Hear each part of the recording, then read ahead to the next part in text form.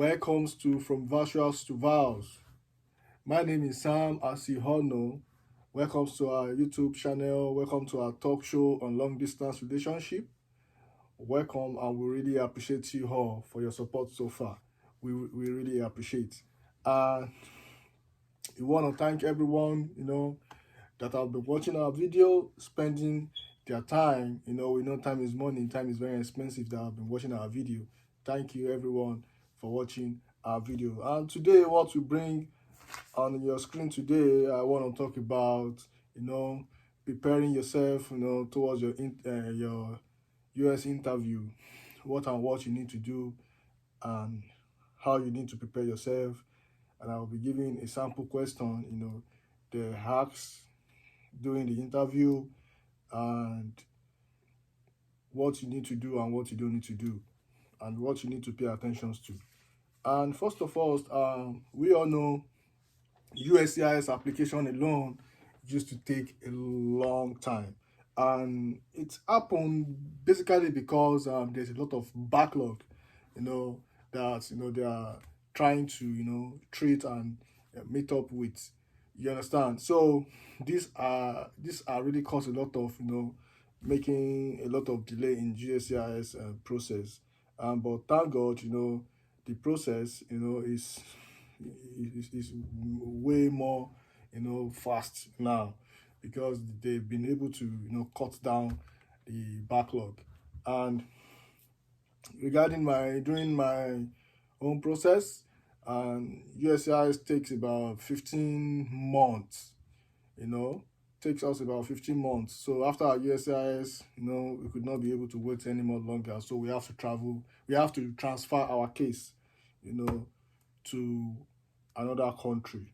So that's where I went to do my interview.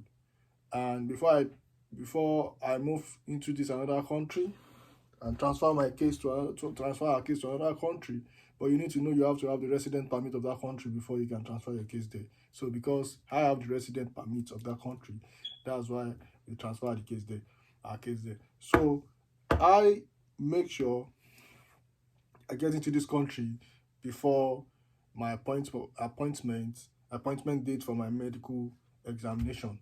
And before I leave, I make sure I don't forget my vaccination card, my immunization card. Yeah, you have to make sure you have your immunization card with you. Your immunization card shows the record of vaccination you've been taking so far since the day you were born. That shows the record of vaccination you've already been taking, that is in your bloodstream. So when getting to the examination, medical exam, I walk up to the doctor. The doctor started doing, examining my body, check my height, ask me question, ask me if I'm having breathing. She did her job asking me question. And she also asked me for did I have immunization card? Have I taken any vaccination before in the past? I said yes, and I have the immunization record with me. So she now asked me, and I show her the card. This is the card. So I show her. She check all the record of the immunization I've been taking so far since the day I was born. She now told me that the 3 are missing there, that which have not been taken, which they have not given to me. So she said I will have to pay for that, and I will have to get the shots. So I was like, no problem. So the advantage the immunization card I took with me gave to me is it makes the amount I paid for the medical exam to be minimal. As soon as I don't have my immunization card, you have to pay for all the vaccination they're going to give to you. And it's way more expensive. Yeah, it's way more expensive if you don't have any immunization with you.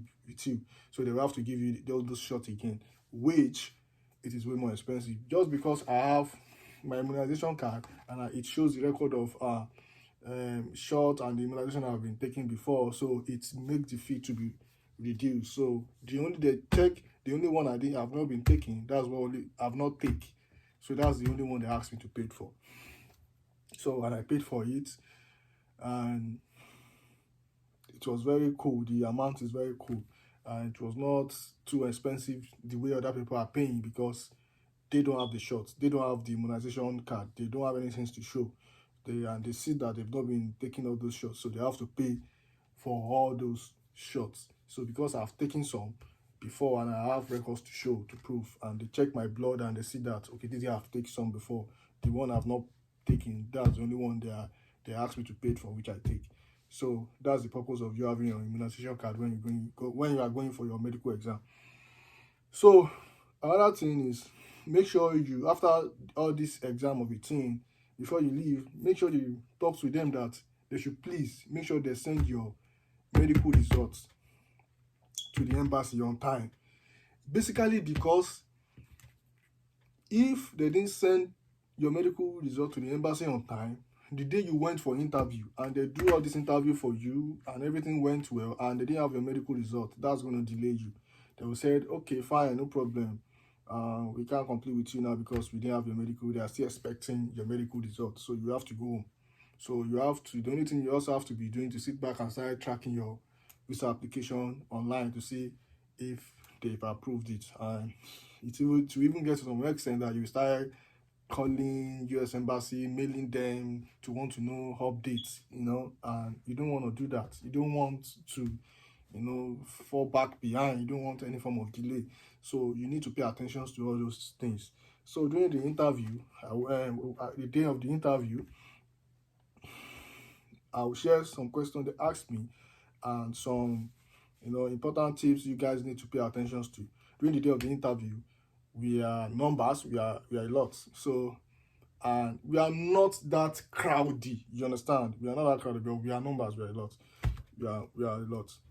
So they ask question, like, they first, give an announcement that if you've traveled out of your country before, that you spent 6 months or more than 6 months, we're going to ask you for a police report of that country you travel to.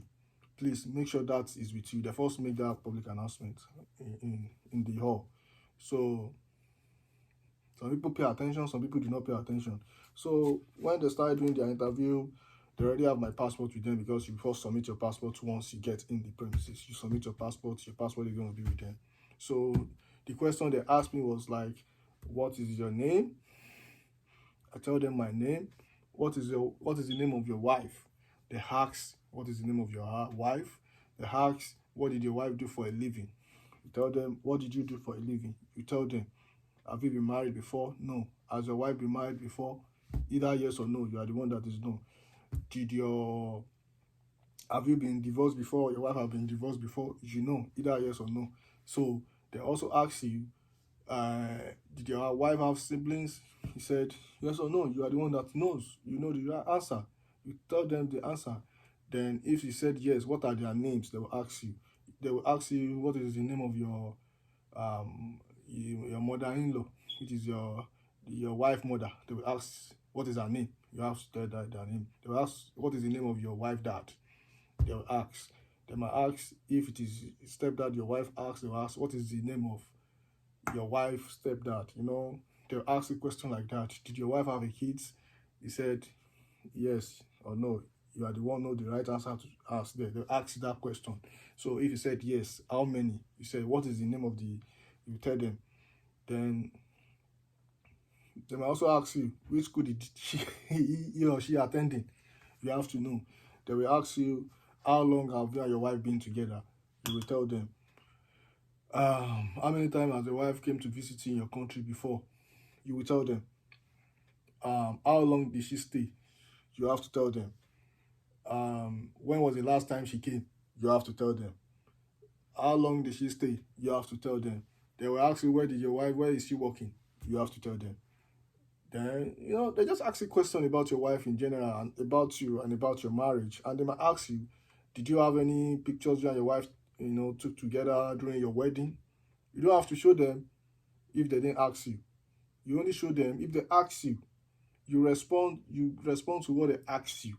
Don't be too forward. Don't respond to what they don't ask you. If they ask you, then you show them. Then you show them the pictures of when you and your wife were together when she came to Nigeria. The picture you took on your wedding day, on the party, wedding party, you show them those pictures, and they might ask you. The only reason why they might ask you a lot of questions, that only if they suspect one or two things about your marriage, that maybe your marriage is not real or something. They'll keep asking you questions, keep asking you questions, keep asking you questions. So you too, you need to make your intention clear. Make sure you know more about your wife. This is your wife. You need to know about your wife. So you don't want to be, you don't want, if they ask you a question, you don't want to be replying that, what is the name of your wife mother? And you were like, Sean Vicks, Sean, that doesn't sound right. You don't have to be thinking before you remember the name of your mother's wife. That's your mother-in-law. That's your in-law. You understand? So you need to know the name of your mother's your wife mother names. You need to know. So you don't want to be thinking. So you need to know. So once you are guessing, or they will start asking you questions, then you call more attention to yourself. So they will ask you stuff like that, and they want to see chats between you and your wife, because they won't allow you to take phone in. So all your chats, you will have print everything on a paper like this. You understand?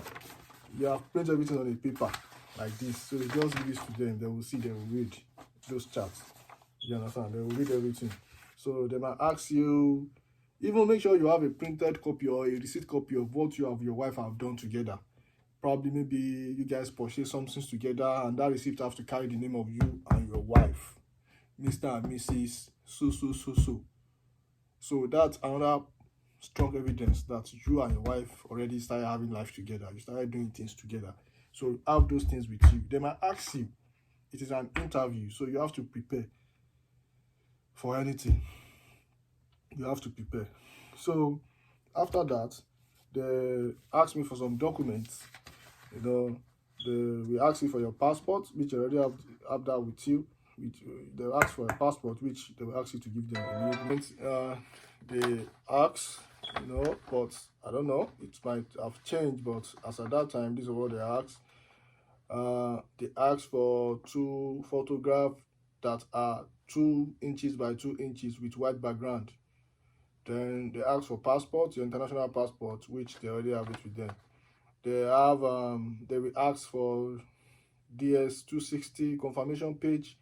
They will ask for DS 160 confirmation page. They will ask for your birth certificate. Yes, your birth certificate. Make sure it is original copy, not photocopy, original. Make sure everything you are taking with you is original copy. No DS 360. That one, it is the one you print out. DS 260, those are the one you print out from the internet. But all these certificates, let it be the original copy, not photocopy. So they will ask you for your birth certificate. If you have a child, they will ask you for their birth certificate too, each, depending on how many child you have. They will ask for your marriage certificate, the original copy, not photocopy. They will ask you for your police certificate, original copy, not photocopy. And this police certificate gave a lot of people issue. Make sure if you want to collect your police certificate, goes to the police headquarters in Ikoyi to go and collect your police certificate, original. And some even came with soft copy. They won't accept soft copy from you. They need hard copy of your police certificate. Go into the police headquarters in Ikoyi. Tell them that you want to collect police certificate. I think it's 45,000 or something, but I don't know, maybe the price have changed now. They will give you the original police certificate. You understand? Hard copy. And make sure you attach your receipt with the receipt you use in paying for the police certificate. Attach it with the certificate. So when bringing it to the embassy, so they can see how legit, that proof more how legit the police certificate is. And don't take old police certificate there. Maybe 3 months or 2 months police certificate. Not very, very old. something that is more recent, or 3 to 4 months. You understand? Don't send someone to go and collect it for you. Go there by yourself to collect that your police certificate. You understand? So they won't go and be doing that book for you. You understand what I mean by that book now? That book means fake. You understand? Make sure you go there yourself to go and do your stuff. Don't give money to people to go and do police certificate for you. Birth certificate. The birth certificate they are accepting is this one that has a national population listing at the heading. That's the birth certificate they are accepting, not this old birth certificate. To apply for your national population birth certificate, the one they accept, you go to Ikeja. That's where you go to the Secretariat Ikeja. That's where I applied for mine. So when you went to Secretariat Ikeja, they will also ask you to, from there, when you apply for that birth certificate, they will ask you to go and to also go to magistrate courts, high court in Ikeja to do one or two things. Then they will now process your birth certificate for you. I did my own around 9,500 or something. Say 9,000 or something. So those are the places you went to go. You go and do all these things. If someone said they will do birth certificate and you just went to your local government and go and tell them you need a birth certificate, they will do fake for you. They will do, just go to Alausa Ikeja Secretariat. That's where you go and do your birth certificate, original one. That's where the office is. It will come with a title, national population. Let me see if I have it here. Okay, anyway, it will have that title, national population certificate or some birth certificate on at the heading. Yes, the paper is some kind of a yellow like this. That's the original birth certificate. They will ask you for that. They will ask you for evidence of support. That evidence of support, it is affidavit of support I-864 and I-134. They will ask you for that. They will ask you for a copy of US tax return, which is form 1040 and W2 form. They will ask you, it is your wife that will provide those one. So make sure you have all these things. Then in addition, you can have this with you, like pay stub, your wife pay stub, you can have it with you. Then I ask you, you just want to prepare. It is an interview. You just want to prepare yourself. Make sure you have all these necessary documents with you. So, and don't give them what they never ask from you. Give them what they ask. You understand? You don't want to be too forward. You reply to what they ask you. So, the other thing, pay attention to this question again. Have you traveled out of your country and you spend 6 months out of your country or more than 6 months? If you know you have traveled out of your country and you spend 6 months out of your country or more than 6 months, you will be required to provide police report of that country you travel to. And if you know you only travel out of your country and you didn't even spend up to 6 months there, you only spend 2 months or 3 months, your answer is no. Yes. Have you traveled out of your country and you spend 6 months or more than 6 months, and you know you travel out of your country and you didn't spend up to 6 months? Your answer should be no. So don't go and put yourself in a tight corner, because if they ask you to provide that police report of that country, this country, I don't know where you travel to. Maybe you went to Saudi Arabia, or you went to India, or you went to all this faraway country, and you started mailing their embassy or anything that you need their police report. This might take a lot of process before they can even get it across to you. Sometimes 6 months, 5 months, depending on the country. Yes. And it has to be legit, because they can confirm it. Yes, it has to be legit. So you need to pay attention to this, because you don't want a situation whereby they will do the interview for you, everything went well, and only that single question fucked you up, and now delay the whole thing for you for another extra 5 to 6 months, and you're still in the process of getting the police report of that country.